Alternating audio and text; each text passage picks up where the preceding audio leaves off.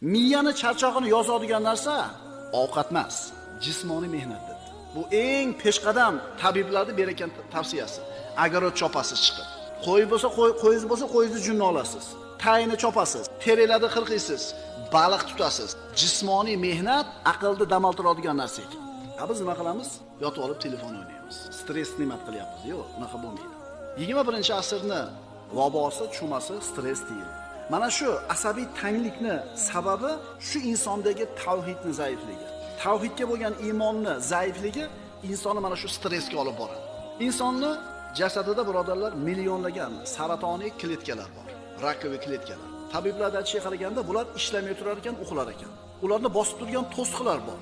Shu to'siqlar yo'q bo'lib qolgan paytda mana shu kletkalar uyg'onadi, inson rak kasaliga duchor bo'ladi.